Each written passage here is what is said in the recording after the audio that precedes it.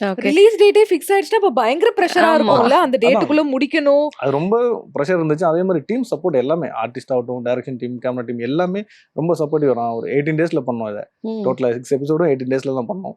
அது எல்லாத்துக்குமே சமுத்திரகனி சார் வந்து இவ்வளோ பிஸியாக இருந்தும் அவரும் சரி, சிவதா மேடம், மூணா ரமேஷ் அண்ணா எல்லாமே பிஸியாக இருக்க டைமை எங்களுக்காக, ஏன்னா 18 டேஸில் நாங்கள் முடிக்க போகிறோம் ஷெடியூல் கொடுத்ததுனால அந்த இதுக்கேற்ற மாதிரி டேட்ஸை மாற்றி எல்லாம் வந்து பண்ணி கொடுத்தாங்க. அண்ட் இந்த பர்டிகுலர் ரோலுக்கு வந்து சமுத்திரக்கனி சார் தான் உங்க மைண்ட்ல இருந்தாரா, இல்ல அதை தாண்டி வேற ஏதாவது ஆப்ஷன்ஸ் இருந்துச்சா? இல்லை, சமுத்திரகனி சார் தான் பிளான் பண்ணோம். அதே ஓகே. மாதிரி இது வரைக்கும் அது அந்த கேரக்டர் வந்து ஒரு டிஃப்ரெண்ட்டாக இப்போ அது பேசப்பட்டுட்டு இருக்கு. அதுக்கு ஏன்னா அவர் இது வரைக்கும் அவர் இந்த மாதிரி ஒரு கேரக்டர் அவர் பார்த்துருக்க மாட்டாங்க. இது ஃப்ரெஷ்ஷாக இருக்கும்.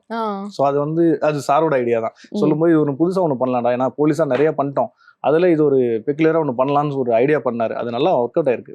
ஓகே. அதான். ஏன்னா ஃபர்ஸ்ட் வந்து அவரை வந்து கலாய்க்கிற மாதிரி இருக்கும், பட் அவர் வந்து பயங்கரமா ரிசர்ச் பண்ணுவாரு, பயங்கர ஒரு ஞான திருஷ்டி இருக்கு அப்படிங்கிற மாதிரி காமிச்சிருப்பீங்க. அது வந்து ட்ரூ இன்சிடென்ட்ஸ் பேஸ் பண்ணியா இல்ல அவரோட கேரக்டர் ஆர்க் இல்லை, அப்படியா? அவரோட கேரக்டர் ஆர்க் அப்படி நாங்கள் டிசைன் பண்ணோம். மற்றது Okay. எல்லாமே ட்ரூ இன்சிடென்ட். அவரோட கேரக்டர் ஆர்க் மட்டும் அந்த டிசைன் பண்ணி செட் பண்ணோம்.